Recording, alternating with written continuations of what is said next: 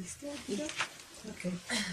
Muy buenas tardes a todos, les damos la más cordial bienvenida a este programa de Radio Just Multimedia, Rutas y Retos de Legalidad, en el cual siempre les presentamos información en materia administrativa y en sus subespecialidades, entre ellas la materia exactamente de justicia administrativa, administración de justicia, derechos de los ciudadanos, derechos de los gobernados en general, anunciándoles que estamos transmitiendo en vivo desde Avenida Universidad 2219 a un costado de Ciudad Universitaria en las instalaciones de la División de Universidad Abierta y Educación a Distancia.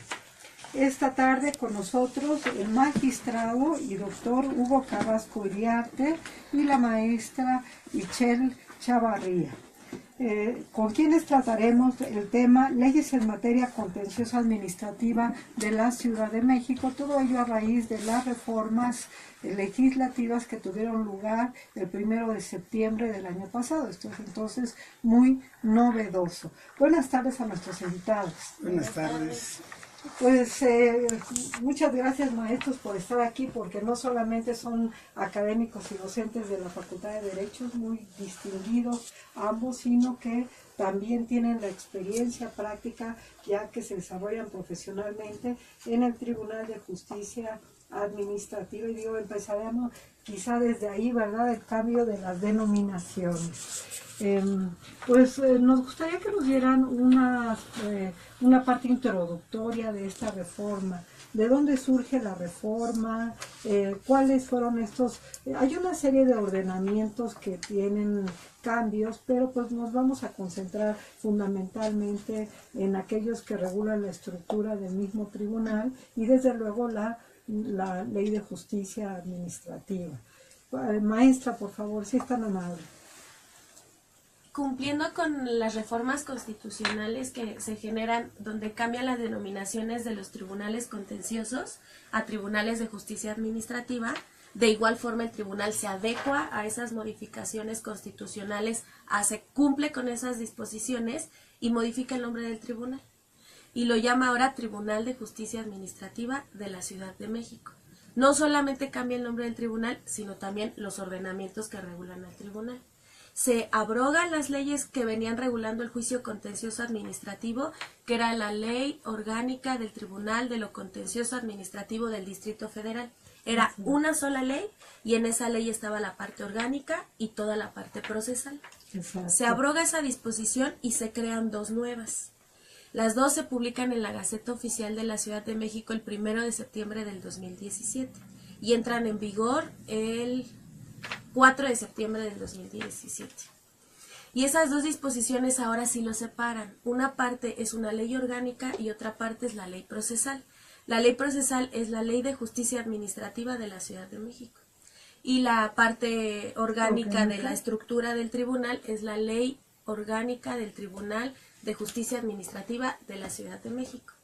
Las dos, una tiene un objetivo de regulación de la parte estructural del tribunal y otra con la parte procesal, el juicio contencioso administrativo, cómo se va a regular. Y además, también adecuando las propias disposiciones internas, se abrogó el reglamento interior y ese tendrá poco publicado en la Gaceta Oficial.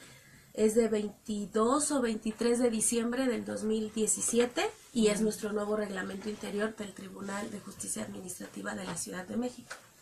Y todo es en cumplimiento de disposiciones por este nuevo Sistema Nacional de Anticorrupción. El Sistema Nacional Anticorrupción, donde hace una modificación, le da mayores atribuciones al Tribunal Contencioso para que ahora sea el encargado de sustanciar todo el procedimiento de responsabilidades graves de servidores públicos. Y como llaman de una nueva forma al tribunal, es que nosotros nos adecuamos a estos nuevos ordenamientos constitucionales. ¿Algo que quiera agregar, magistrado? Un poquito, ya me le faltó a esta joven extraordinaria maestra, académica y maestra de la facultad, que iba a cumplir sus 3 años y dando la docencia. Solamente le faltó la parte de relativa a faltas graves vinculadas a funcionarios y a los particulares. Ese punto es muy importante porque siguiendo el esquema federal también involucra la responsabilidad a los particulares, porque para que exista corrupción se necesita que existan dos personas, ¿sí? El que solicita y el que permite un hacer o una omisión. Por esas razones trascendentes los particulares. Ahora, si entran críticas en esa parte, pues, a mí no me parece bien que se hayan hecho reformas al tribunal solamente para efectos de anticorrupción. Para mí la reforma se debe haber hecho más cerca a la justicia como valor esencial y forma de vida en la Ciudad de México. ¿Por qué digo esto?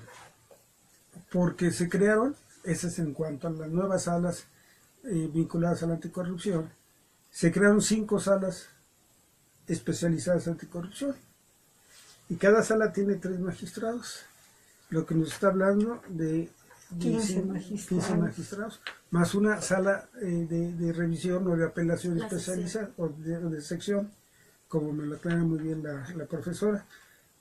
Entonces, para mí, desde ese punto de vista orgánico, fue un gasto demasiado excesivo, ¿sí?, para el tribunal. Claro. Yo fui a las diferentes instancias, Sí. saliendo de mi labor jurisdiccional, pero pues no encontré eco. Pero decía, bueno, si bien el tribunal, como estaba antes de la reforma, estaba totalmente rebasado en peticiones, porque la ciudadanía de esta ciudad pues está muy dolida, ¿sí?, muy golpeada. A veces ya no cree en nada ni nadie, y solamente llega al tribunal con la esperanza de encontrar justicia. Sí. Si se hubiera visto el legislador esa problemática de las salas ordinarias, que actualmente somos 5, para impartir la justicia, hubiera mejor creado 2 salas más para la justicia ordinaria que se presenta día a día, y quizás con una sala especializada hubiera bastado, ¿sí? Sí. Pero anticorrupción. Y ponderar un poquito la apelación, una sección especializada en apelación, se me hace que no era necesario. Pero así está la estructura, con un gasto impactante a ese tribunal, ¿sí? Sí, claro. Ya apareció una lista con 20, son 20 maestras o 17. 16 magistrados. Que ya fueron propuestos por el jefe de gobierno para que la Asamblea, previa dictamen de la Comisión de Administración y Gobierno, en pleno decida y ratifica esas propuestas, o en su caso la rechaza. Pero sí, desde el punto de vista justicia-gasto, ¿sí?, o costo para los bolsillos de nosotros, pues es muy elevado. Claro. Antes éramos 3 por 5, 15 magistrados, 7 de sala superior, que nos da 22. 22. Y ahora pues lo duplicamos. Prácticamente. Entonces el problema en dónde se va a ubicar las instalaciones, los sueldos. Ahí se debe haber tenido mesura, ¿sí? Una cosa es que el Tribunal Federal haya tenido cambios sustantivos en organización, en esta parte creció, pero no hay que olvidar que el Tribunal Federal es a nivel nacional. Sí, claro. Y este tribunal es más pequeñito. A mí me hubiera gustado cambios más de fondo, más cercanos a los gobernados, como por ejemplo el que si no se cumple una sentencia, el magistrado, la autoridad que no la cumplió, sea destituida. Para mí eso es una de fondo. Claro. Y dicho sea de paso, en la relación de faltas graves de la Ley de Responsabilidades de la Ciudad de México, no aparece el no cumplir la sentencia. O sea, para mí, que una autoridad no cumpla o acate una sentencia, digo, cualquier tribunal, Claro. pero en este caso, pues el tribunal viendo, donde ¿no? estoy yo, pues es gravísimo. Sí, es Quizá por olvido, pero yo creo que fue con intención. ¿Por qué? Pues no cumplió la sentencia ya. Lo bueno es que la Corte, por fin, después de centenarios, no centenarios, estoy exagerando, décadas de impartición de justicia, está empezando a destituir a aquellos que no cumplen sus sentencias. Sí, lo venimos viendo. Pero ya. esperemos que no se quede solamente en los regidores o presidentes municipales, sino que vaya avanzando y caminando. Entonces esa es una crítica que puede hacer los cambios, desde el punto de vista gasto y de fondo. A mí, sentencia dictada por un tribunal debe acatarse. Para mí es lo que quedó pendiente entre otras cuestiones. claro, o sea que tendríamos que como un punto positivo sí sería la separación de la regulación entre lo orgánico y lo procesal propiamente. Eso sí sería un punto a favor, pero realmente el punto crítico que bien nos señala aquí es sumamente importante. Prácticamente, si comparamos solamente salas ordinarias, pues estaría duplicando el tribunal. Estamos creando una especie de, pues aunque sea el mismo tribunal, pero valga la expresión, un doble tribunal donde la mitad está dedicada a estos asuntos de sistema local, derivado del nacional, pero del sistema local anticorrupción, cuando quienes hemos tenido la experiencia de acercarnos al tribunal, vemos que es insuficiente, el mismo tribunal no se da abasto, no solamente por esa situación que señala muy atinadamente de que la ciudadanía pues es al único lugar que puede acudir, sino que precisamente el tribunal se ha sabido ganar a pulso con el trabajo, el reconocimiento de la sociedad, y hoy en día los ciudadanos pues se animan a demandar a una autoridad administrativa, ¿no? Que normalmente pues en un principio decían pues cómo un particular va a poderle ganar a la autoridad, ¿verdad? Pero el tribunal, siendo realmente un tribunal profesionalizado, siendo un tribunal imparcial con magistrados de muy alto perfil, entonces se han sabido ganar ese respeto y esa confianza de parte de la ciudadanía. Y digamos, por ejemplo, yo lo he visto hasta en la misma defensoría de oficio que tiene, pues la misma instalación es insuficiente, no digamos ya el número de abogados que tienen y cómo en esa parte no se replicó, ¿verdad? Y por otro lado también me lleva a la reflexión, bueno, 15 magistrados dedicados, pues ¿cómo estará la situación en la corrupción como para que vaya a haber tantos asuntos, ¿no? Yo recuerdo que también en la reforma más o menos reciente del Tribunal Federal, pues se constituyó en el papel diversas salas para los juicios de fondo, pero se fueron con tiento y dijeron, bueno, vamos a crear solamente una sala, y afortunadamente solo se creó una sala, porque creo que no llegan ni a 50 asuntos en el tiempo de vigencia. No nos vaya a pasar lo mismo con estas 5 salas, que de verdad sea mayor la estructura. Maestra Che, ¿qué opina? Es que la ley Sí, trae una menciona. connotación especial, porque la ley llama a estas nuevas salas especializadas, no solamente sala especializada por responsabilidades graves de servidores públicos, sino también las hace especializadas para la buena administración. Bueno, La Constitución Política de la Ciudad de México contempla un nuevo derecho humano, es el derecho a la buena administración. Entonces la propia ley dice que esas salas van a estar encargadas de esas dos cuestiones: responsabilidades de servidores graves responsabilidades graves de servidores públicos y el derecho a la buena administración. Pero también tiene un parrafito en donde dice: cuando las cargas de trabajo sean muchas para las salas ordinarias, por acuerdos internos se podrán remitir los asuntos nuevos a estas salas especializadas para que ellas lo sustancien. Un poco diciendo, si una sala ordinaria sigue teniendo la misma carga de trabajo porque todo llega a una sala ordinaria que no sean estas dos materias, entonces tratando de igualar un poco la carga de trabajo, por esta situación se van a poder remitir a esta sala especializada y ella sea como si fuera una especie de sala ordinaria.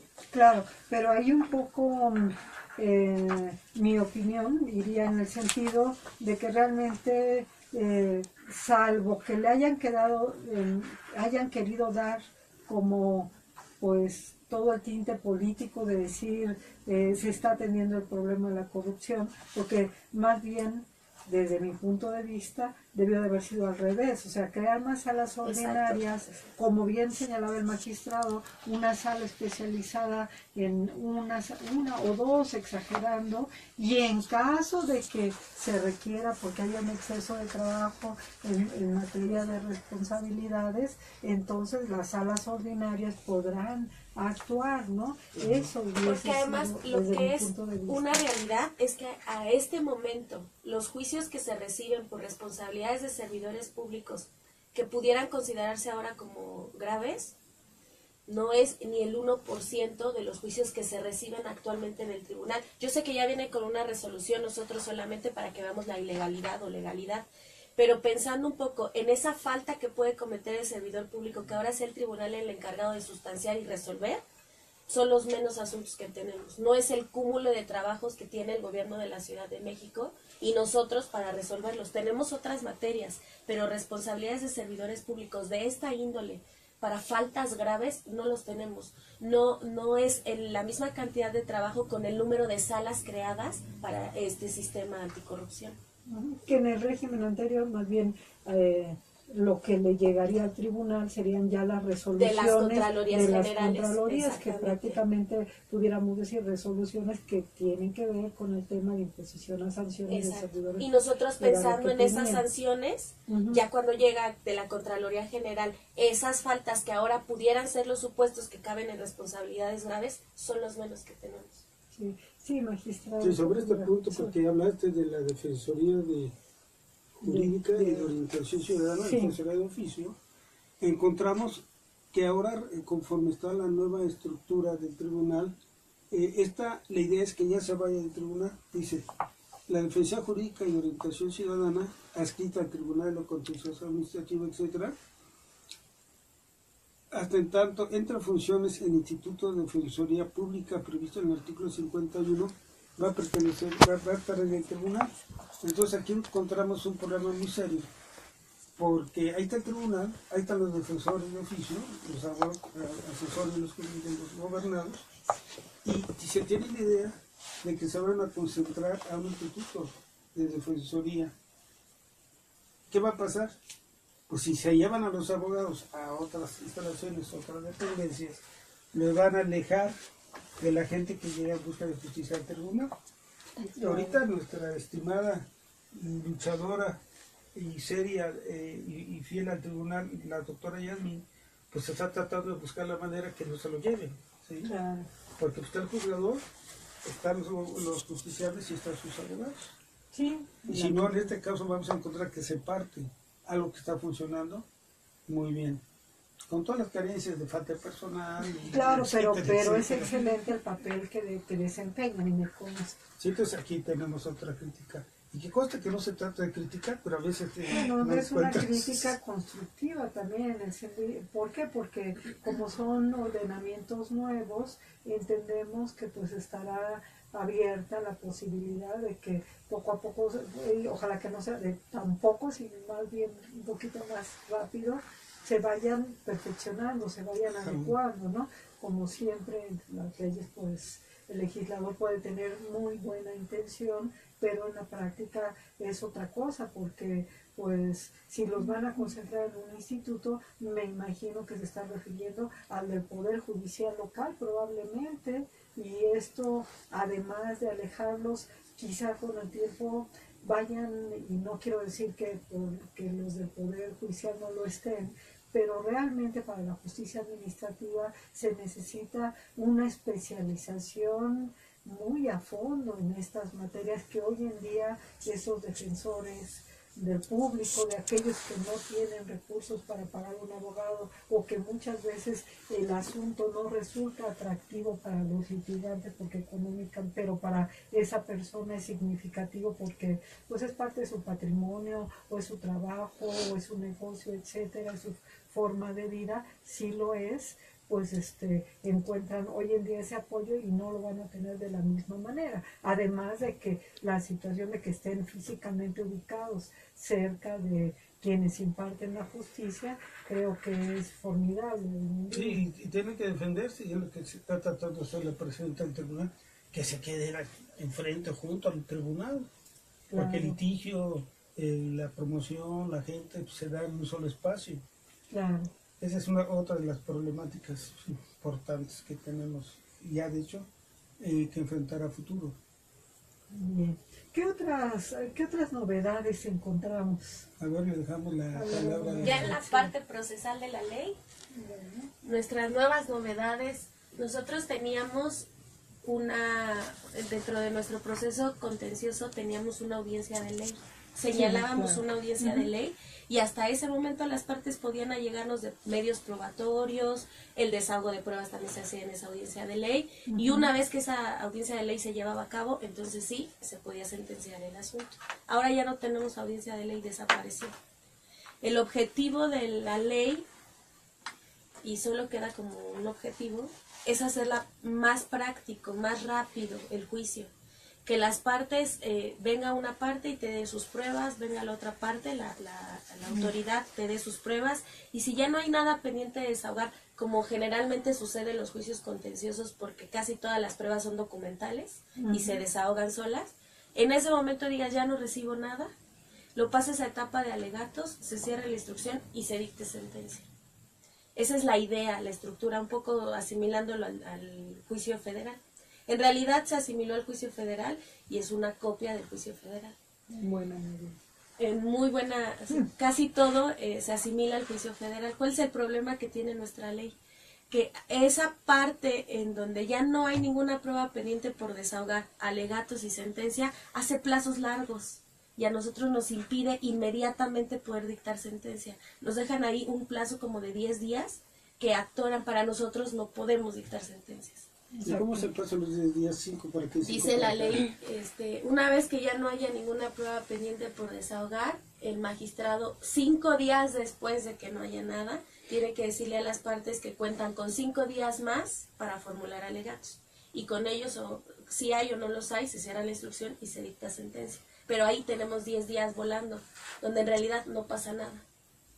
O sea que resulta un poco contradictoria en sí la regulación, porque la primera parte es elimino la audiencia para darle mayor expeditez y luego resulta que los plazos a partir de ninguna prueba pendiente lo para. Exactamente, y se prolonga. Exacto. Además, ¿usted qué opina? Bueno, yo en cuanto a esta parte, pues yo no estuve de acuerdo.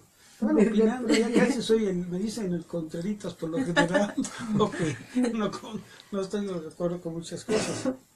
Pero un proyecto hecho por el licenciado, el maestro Alem, donde conservaba la audiencia y hablaba de una audiencia de conciliación.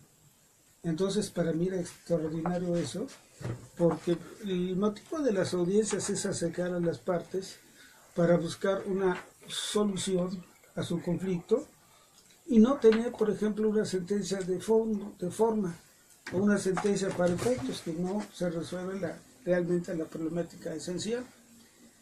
Ya la conciliación la pusimos se puso por el legislador, pues parece que soy diputado, bueno, pero hay que decirlo que el magistrado desde hace muchos años también había propugnado mucho por la introducción de esta audiencia conciliatoria, hasta me animó a escribir un artículo sobre el tema, hay que reconocerlo. Y la tenemos allá en el Código Fiscal de la Ciudad de México ahora, el Código Fiscal del Distrito Federal, que se permite una conciliación para resolver problemas. Mediación, creo que se llama, ¿no? No, conciliación. En este sexenio pues casi no se aplicó. No. Pero en el sexenio, y no propaganda política, pero López Obrador sí se aplicó, ¿sí? Sí. Cuando yo dejé la superioridad es que con eso que manejé de lo contencioso, recuerdo que tenía recaudado 90 millones de pesos en conciliaciones. No, excelente. Y entonces ya te estaba pensando yo, pues mejor que ya nos paguen el sueldo a los abogados del fisco, mejor vayamos a comisión.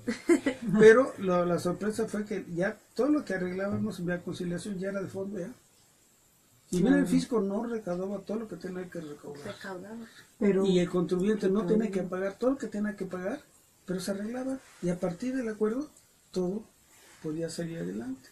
Claro, esto, bueno, tiene sus bemoles, ¿no? Porque por una parte, dices, pues no, de algún modo se vulnera ese principio de proporcionalidad y equidad, pero Por otro lado, también pues es una disposición de orden público, y creo que aquí el interés público se estaba satisfaciendo de mejor manera al obtener los recursos más rápidos y efectivos, ¿no? Porque ¿cuánto cuesta? Ahí está la otra pregunta, ¿cuánto cuesta recaudar por vía coactiva cada peso? Así es, y no solamente por proporción que hay, como tú señalas, sino nos volamos también la potestad tributaria, porque se supone que la potestad tributaria no se tranza a la manera de los negocios privados. Entonces, al momento que arreglas un pago de impuesto predial, espectáculos y todo, pues se aplica el objeto, el sujeto, la base y la tasa, no es de la época de pago. Y al momento que dice, no es eso, el otro, ¿dónde quedó la potestad tributaria? Ya moviste los elementos de los impuestos. Sí, pero los diputados decían, y fue un acuerdo unánime de todas las facciones de la Asamblea. No hubo uno que no votara. Y yo platicando con mis amigos, te hablo de los años 78, 80, con mis amigos me decían, mira, Hugo, 88, 90. Ellos me decían, mira, toda propuesta de reforma que sea en beneficio para el gobernador, que se sustente por sus propios argumentos, la apoyamos. Y entonces fue que pasó esa reforma. Pero ya en la práctica a mí me decían, cuando estabas manejando los convenios, me decían, ¿por qué no le vamos a tribunal? Ya, pensando en litigante, lo ante ya darle mayor fuerza. Sí, y decía, pues algún día se va a reformar, ¿no? Y yo pensé que sí lo iban a hacer, ¿no? Pero pues se guiaron mucho por lo que hace el gobierno federal.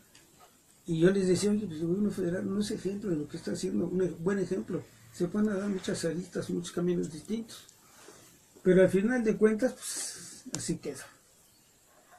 Pero la lucha se hizo sobre ese punto. ¿Por qué? Porque la audiencia pues permite la última oportunidad de que se acerquen las partes. Bueno, ahora ya no hay. Cierra la instrucción cuando tú crees que está todo ya agotado, y como ya le explicó la licenciada, se van a alegatos y sentencia. Lo bueno que dentro de los cambios hay sentencias que yo firmo solito, sentencias unitarias. Ah, claro, ¿cuál es? Ese es un cambio, ¿verdad? La manera de... Hay juicios ordinarios y sumarios, esos ya los veníamos manejando como juicios ordinarios y sumarios. La distinción ahora fue que, tratándose de los juicios en vía sumaria, el magistrado que instruye el juicio es el magistrado que firma la sentencia. Él lo hace todo, desde que llega el escrito inicial hasta dictar sentencia. Además, que tratándose de esas sentencias no procede nuestro recurso de apelación. El único medio de defensa con el que cuenta el gobernador es amparo directo, pero fuera de eso ya no hay otro medio interno, ya no hay nada. O sea que de algún modo, al menos en ese aspecto, ya estaríamos hablando de salas, bueno, materialmente, no formalmente, materialmente unipersonales, ¿no? Los cuales, unitarios que ya, los cuales, desde mi punto de vista, pues sí representa mayor expeditez, y solamente pues dejar de análisis colegiado aquellos que por su trascendencia, por su importancia, realmente lo ameritan, pero por lo pronto es, desde el punto de vista de la ley, solamente para los juicios sumarios. Pero también se amplió en los juicios sumarios. Ahora en juicios sumarios pueden ser hasta que la cantidad económica sea hasta 4,000 veces la unidad de cuenta de la Ciudad de México, no la local. Unidad de cuenta de la Ciudad de México. Sí, que tenemos diferentes. Sí, es verdad que y ahí son como 300,000 pesos, 306 mil pesos, ya es mucho más amplio que lo que teníamos antes. Aumentó. De las salas, y además, exacto, teníamos nosotros causas de improcedencia en un juicio en vía sumaria antes. Cualquier multa ambiental no podía hacer juicio sumario. Si se trataba de alguna sanción económica a servidores públicos, tampoco podía hacer un juicio sumario. Si aparte de una sanción económica tenías otra carga, una clausura en un establecimiento mercantil, no podía, un embargo en un PAE, no podía hacer un juicio sumario. Ahora no importa. Simplemente con que tenga una cantidad económica o una cantidad líquida fija y cabe en los 4,000 veces la unidad de cuenta, es sumario. Sí, claro, porque sí es una cantidad importante para los montos que se manejan entonces, tratándose de juicios fiscales, un procedimiento administrativo de ejecución, ahora sí ya pueden caber en un juicio sumario que antes no.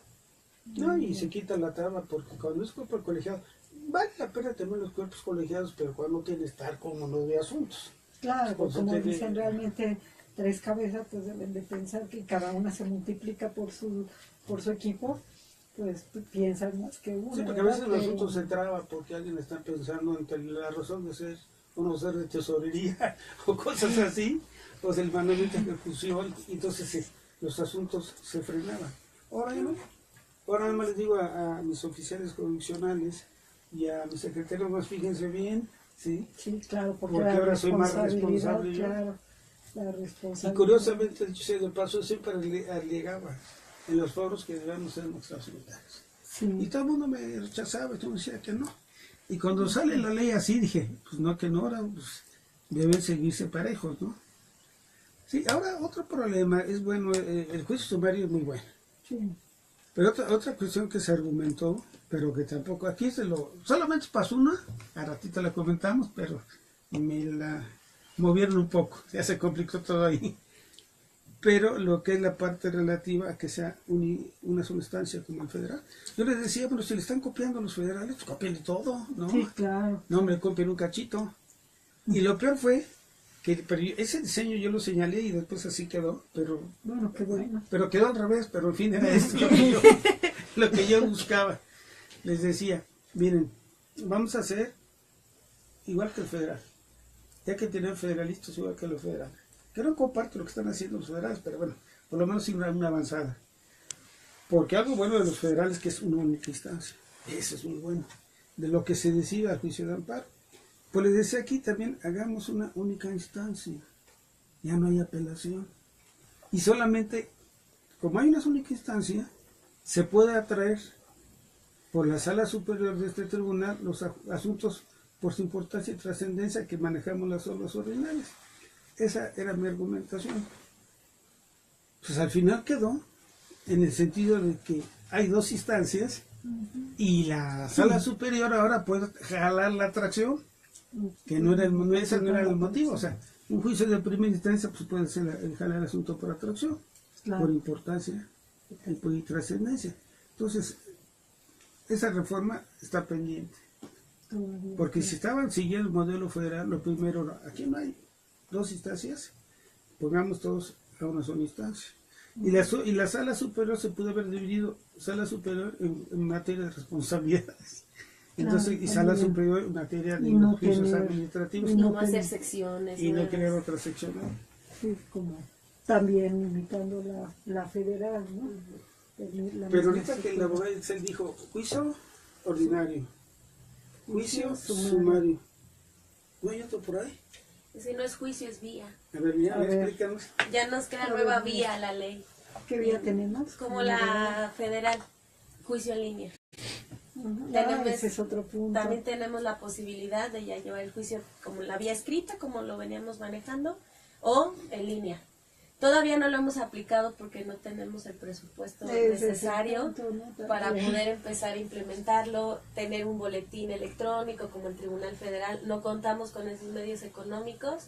Está en la ley, en algún momento de la historia llevaremos un juicio en línea, pero ahorita no tenemos dinero para poderlo implementar, ni para nuevo lugar, no tenemos dinero. No contamos con un sistema como lo tiene el Poder Judicial de la Federación.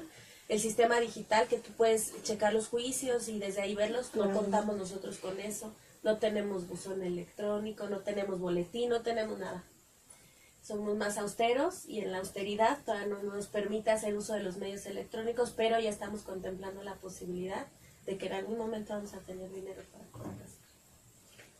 Sí, definitivamente, porque tan solo reflexionando un poco de lo que al Tribunal Federal le costó, o sea, desde cuando el Tribunal venía proponiéndolo y no había la reforma legislativa tampoco, pero como que caminó de manera paralela, tardaron años en poder contar con los recursos suficientes porque pues toda la plataforma es sumamente costosa. Los gastos de seguridad que implican de ese servidor por la cantidad de información que debe de manejar y la capacidad de transmisión y recepción de datos que debe de tener, o sea, sí, yo cuando vi la reforma también dije, ¿y con qué dinero? Y el personal, porque alguien tiene que alimentar el sistema, y para alimentarlo se necesitan personas, y con ese personal no contamos. Claro, y aquí sería, y va a haber, o también, imitando al federal, también otra van a hacer sala una sala especializada para esto. ¿Cuál es su opinión al respecto? Bueno, sobre esto de la especializada, bueno, la crítica al federal, gastaron muchísimo dinero porque y además, se supone con todas las salas se van a manejar claro, el sistema en línea, pero ahorita no va a ser una sola sala especializada, lo que va en contra de la desconcentración de la justicia, porque debe haber, todas las salas del tribunal deben conocer juicios en línea, es más rápido, manejando claro, lo noble. Aquí sí se puede hacer, porque si hay una entidad se puede manejar muy bien el juicio en línea. Pero quería comentar otra reforma para ver, porque aquí no nos pusimos de acuerdo, y nunca nos vamos a poner de acuerdo. Es una causal, ¿cómo es la causal de improcedencia que veníamos platicando? Antes, No sé el referido, creo nuestra ley decía, todavía lo dice la ley, tratándose del juicio contencioso administrativo local, tú tienes que acreditar interés legítimo o interés jurídico. sí, Entendido en la ley contenciosa el interés jurídico como aquella cuando se trata de actividades reguladas que necesitan de un permiso, licencia, concesión para poder funcionar. Como un establecimiento mercantil, venta de bebidas alcohólicas, necesita de un permiso. La construcción, una manifestación de construcción o una licencia de excavación. Ese documento que necesitas para realizar la actividad regulada, la ley lo considera interés jurídico. sí. Antes, cuando los particulares venían a juicio y no contaban, no acreditaban ese interés jurídico, los juicios se sobreseían por falta de interés jurídico. Hasta que vino la Corte y nos dijo que eso era mal, que estábamos en un error, que no podíamos nosotros sobreseer juicios por falta de interés jurídico porque no estaba contemplada como una causa de improcedencia. Y si no era una causa de improcedencia, contrario, teníamos nosotros que estudiar el interés jurídico en el fondo. Entonces no lo sobreseíamos, lo estudiábamos en el fondo y en el fondo validábamos los actos porque no acreditaste la regularidad de la actividad que estabas realizando. Esta nueva ley ya trae como una causal de improcedencia no tener interés jurídico. Yo le decía al magistrado, quedó superada la jurisprudencia de la Corte, porque la jurisprudencia de la Corte decía que no podía sobreseer porque no estaba contemplado como una causa. Si ya está contemplado como una causa, queda superado y ya lo puede sobreseer. Él dice que no, que entonces debe ser válido. Pero vamos a ver cuál es el punto de vista del magistrado. Lo que pasa es que yo veo el interés jurídico a la luz de las reformas constitucionales a la ley de amparo. La ley de amparo y el artículo 103 y 107 constitucionales. Para efecto del amparo, antes se exigía el interés jurídico. Sí. Modificaron la Constitución, establecieron una nueva ley de amparo, y en esa ley de amparo pusieron interés legítimo. Entonces, nada más el interés legítimo. Sí. Pone una causal de improcedencia acá que dice interés jurídico. Para mí, primero, choca con la Constitución. Y segundo, mi idea es no sobreser, sino entrar a fondo y reconocer la validez. ¿Por qué? Porque no acredita que su actividad, que es regulada, cumpla con los requisitos. ¿Por qué? Porque quizás en la hora de visita, en el acta, en la determinación, en la clausura, etcétera, hubo impurezas o vicios de procedimiento que podían provocar o provocan la nulidad en la resolución. Pero yo sostengo el criterio de que si una empresa, un negocio, una persona física o una persona moral está en falta, o sea, tengo un restaurante, tengo un negocio, pero no tengo ni licencia, ni permiso, ni concesión, ni número oficial, ni nada. Entonces, si la autoridad en su actividad fiscalizador o verificador encuentra, el juicio está abierto para ti, pero demuéstrame la legalidad de tu conducta. No la demuestras, entonces mi punto de vista es que se reconoce validez, ¿sí? Pero el punto de vista de ella, y ese es un buen argumento también, pues ya lo puso la ley. Sí, claro. Y entonces pues ahora me van a poner a pie cuando me hagan los proyectos, pero al final estos dos caminos llevan a la misma ruta, Sí, ¿no? No Sí. darle la razón ni permitir No que darle. realice algo para lo que no tiene permiso. Claro. Claro, sí, sí, aquí esto casi me lo dejan como de tarea porque pues se amerita un espacio de reflexión, porque de primera entrada pues uno diría, si ya la ley lo está señalando como causa de improcedencia, pues ya para que se quiera entrar al estudio, ¿no? Pero pues también la otra parte pues es válida, ¿no? Porque al final del día sí, no es válido lo que están haciendo, no estudiamos ni siquiera su acto, sea nulo, ¿no? Sea legal o no sea legal, no me importa. Tú eres ilegal, no vas a venir a que un tribunal te acoja de legalidad cuando tú, de inicio, eres ilegal. Claro, aunque bueno, también ahí ya habría, más allá de la administración de justicia, pues otros problemas de carácter meramente administrativo, si no hay actividades que pudieran estar sobrereguladas o que los permisos y las licencias se vuelven realmente inaccesibles, ¿no? Donde pues muchas veces el particular cumplido con ciertos requisitos llega a la segunda verificación, no, ahora hay otros aspectos y nada más no, pero bueno, este es otro, sería para otro tema. Hay otro punto Sí, importante, sí. Que es algo que ya aplicamos nosotros, siguiendo los criterios de la Corte, y bueno, porque antes tampoco estaba en la Constitución en materia de amparo, ahora sí está, que es en un momento de la suspensión vinculada a la apariencia del buen derecho.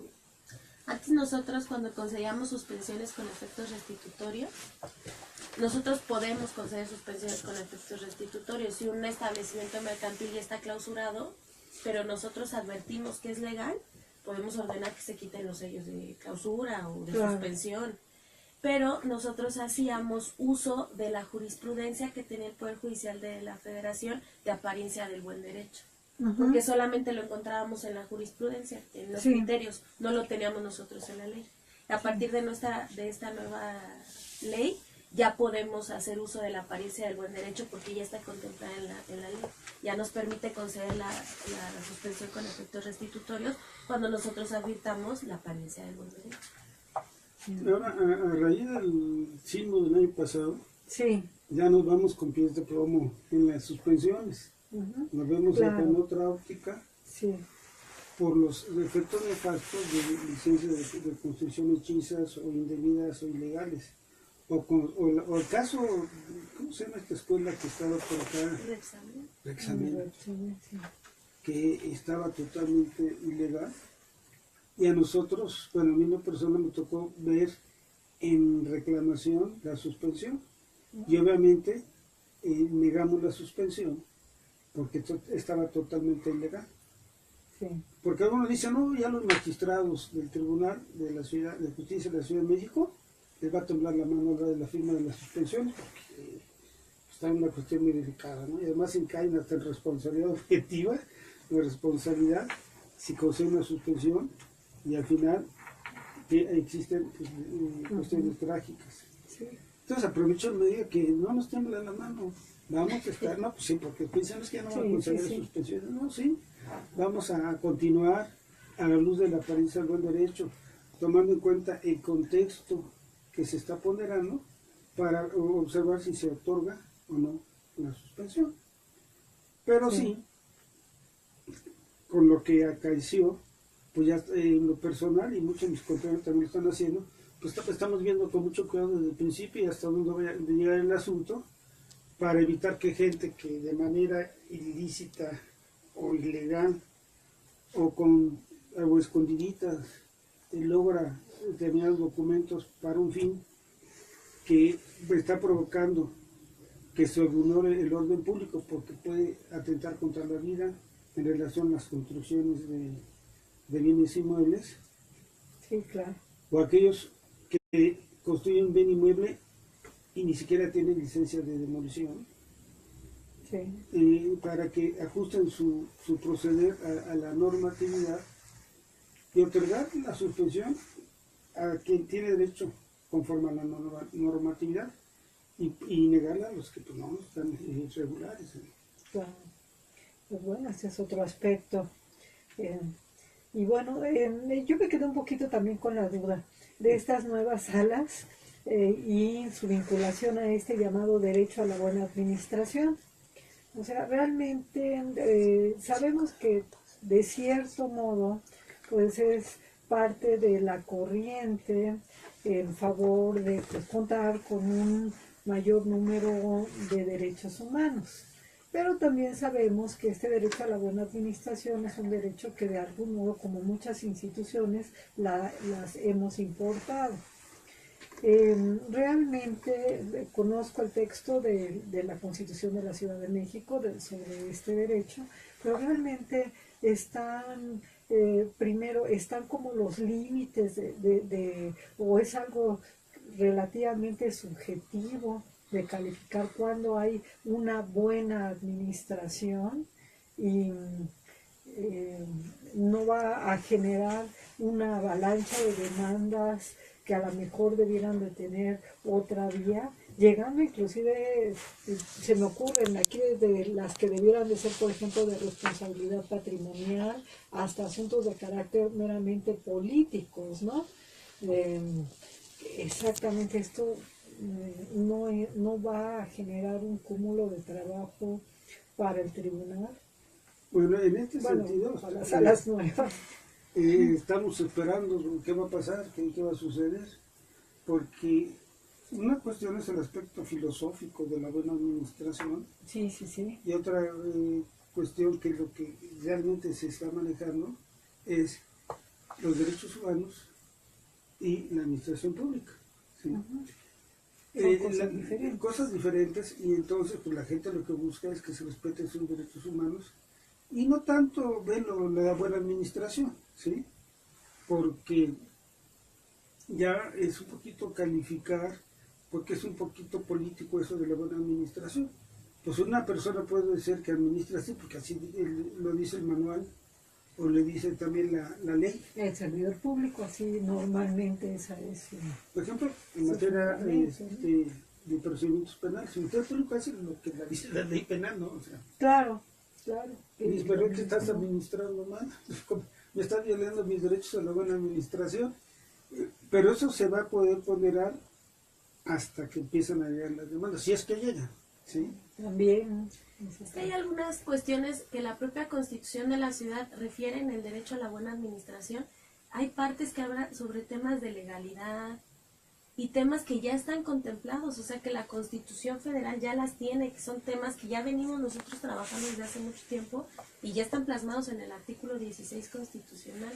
Entonces me pongo a pensar yo, si hablan en un tema de la buena administración vinculada con este tipo de temas, pues es algo que una sala ordinaria ya viene haciendo. La buena o mala administración y la legalidad o no de la actual van vinculadas. Es el pan de cada día que ya venimos haciendo. También. Si ya lo venimos trabajando, ¿por qué debe de haber una sala especializada que se dedique a la buena administración? Si son cuestiones que constitucionalmente ya estaban contempladas y que ya venimos superando desde hace años. Claro.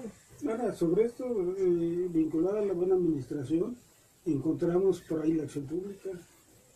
Y ese es otro tema. La acción pública que también está vinculada pues, a la mala administración, y ahí van lo que se sienten. ¿Qué pasa? Presunciones, solo presunciones. Sí, que el tema de la acción pública no me gusta mucho. Abusan los particulares de la figura. Sí, abusan mucho de la figura de la acción pública. ¿No? Bueno, para su punto de vista. Y no permiten, muchas veces no permiten la construcción, la inversión, la nueva construcción en la ciudad. Se para mucho por los nuevos particulares que abusan de la figura de la acción pública y abusan de las facilidades que permitía la ley para poder promover este tipo de acciones.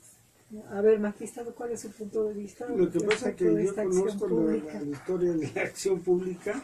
Sí, a ver. ¿Cómo estaba antes en la ley de desarrollo urbano? Pues sí, ahí sí, en la ley de desarrollo urbano. Sí, ahí su fundamento jurídico. Y cómo antes la conoció la delegación. Yo tengo un alumno muy querido por mí, que quién sabe de dónde andará, que era experto en acciones públicas. Pero al final me decía, maestro, nunca salgo de la delegación, o sea que no le daban documentos, estaba todo cerrado para él. Se veía que la situación afuera en desarrollo urbano, o sea, construcciones, uso de suelo estaba mal, pero no les permitían tener la licencia o ver cuál es el uso de suelo que está autorizado. Claro. Ante ese bloque, ¿sí? bueno, no voy a usar bloque porque después voy a ver que fue un control. Entonces, obstáculo, sí, para poder arribar a una solución, porque ese para mí son los derechos de clase, o los derechos difusos, o los derechos de la colectividad. Sí, sí, sí. En este sentido, es que digo que se vayan a tribunales, ¿sí? Entonces se les abre la posibilidad de venir a tribunales. Para mí, aunque la ley puso ya, se necesita un interés legítimo, probar el interés legítimo, pues para mí no, pues llega la comunidad como puede y va manifestando su inconformidad con una plaza comercial que no tiene permiso ni autorizaciones. Claro, hay magistrados muy estrictos, sí, pero ¿crees que interés jurídico? Oye, pues yo vivo enfrente, sí. Sí, ya creo. O como una gasolinera también. Sí. Y donde ponen la gasolinera y resulta que ellos viven enfrente. Pues qué más interés jurídico, basta que digan, yo vivo acá y aquí tengo la gasolinera. Entonces checar si tienen los permisos. Es decir, y lamentablemente muchos magistrados, secretarios y oficiales jurisdiccionales no le ven con la actitud correspondiente, pero es la oportunidad de la sociedad, de los grupos, de llegar a encontrar una solución ante el tribunal. Y el tribunal, pues, considero que debe tener la apertura necesaria para no cerrar las puertas. Porque empieza, no, es que la demanda es extemporánea. No, que no se acredita el interés legítimo. Pero ¿cómo te lo están acreditando? O sea, como un asunto que por ahí anda, vincular a la universidad. De pronto sobre el eje 10 pusieron una barra con alambrada. ¿Sí? Y ahí van los primos a alegar que eso le restringió el acceso a la universidad y les dejó un metro para caminar en la banqueta. Y viene la sentencia, es que no tienes interés legítimo. Ah, pues entonces, ¿qué te voy a probar ahí? O sea, es un simple interés nada más, el transitar por la banqueta. Pues si ya te puso una barra, pues ya vete por acá, ¿no? Entonces, el problema ahí, bueno, y esa barra legalmente cómo se puso. Claro. Y se empieza a rascar y encuentras que pues, hay consistencias. O sea, para mí la acción pública es la acción de la colectividad, de los grupos que se ven vulnerados y pues llegan ahí en bola, como diríamos coloquialmente, llegan todos a buscar una defensa. Pero hay muchos que de manera estricta y ruda resulta que dicen, no, pues aquí no. Y ahí es donde va la divergencia. Son casos particulares, como cuando llegan al extremo de alegar, no quiero que se construya ese departamento enfrente porque ya le van a quitar el sol que me pega por la ventana. No, bueno. O sea, llegar a ese extremo. Sí. Los casos que él dice sí son acciones públicas que han prosperado, pero llegan al extremo de ese departamento tampoco porque mi ventana no le va a dar el sol, porque a lo mejor el vecino ya va a ver mi patio. No, eso ya es un extremo, claro, ya es abusar de la figura. Esos son los casos que no prosperan. Bueno, estamos llegando al final del programa. Un último comentario, algo que les parezca sumamente relevante sobre estos dos ordenamientos. Hay algo bien interesante. Quiero decir que yo propuse que la Contraloría del Tribunal fuera una Contraloría Ciudadana. Esa fue mi idea. Sí.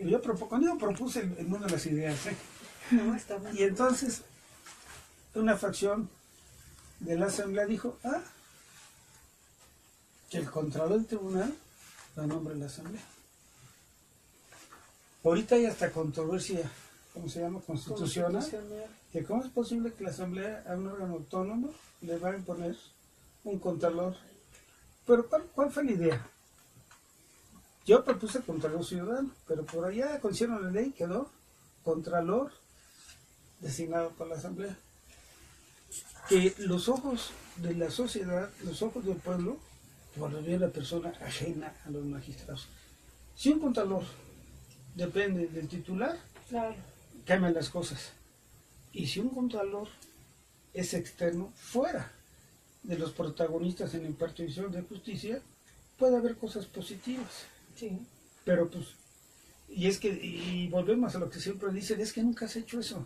Bueno, llegó el momento que sí. Claro que se haga y que además si precisamente se está propugnando por un por un sistema anticorrupción, yo creo que este sería un elemento muy importante. Sí, ese es un punto que no tratamos, pero yo quería comentar eso. Maestra. Vamos avanzando con nuevas leyes, encaminando nuevos juicios contenciosos, tratando de darle celeridad, de hacer la justicia pronta, completa, imparcial, y cualquier error que podamos encontrar en la ley, tratar de subsanarlo en el propio procedimiento y generarle el menor daño al gobernado. Ahí vamos. Bueno, pues con esto cerramos desafortunadamente este tema tan interesante con dos grandes super especialistas en los ordenamientos, la maestra Itzel Chavarría Rocandio. Muchísimas gracias, maestra, y muchísimas gracias al magistrado doctor Hugo Carrasco Iriarte por todos sus comentarios, sus reflexiones, pues producto también de su gran experiencia, tanto en la materia como en la academia. Muchas gracias. Gracias a ustedes. Hasta luego. Y pues nos despedimos de este programa Rutas y Retos de Legalidad en esta tercera temporada. Los esperamos el próximo viernes. Esperemos que ya el próximo viernes también estemos en Radio Yus como siempre. Buenas tardes a todos.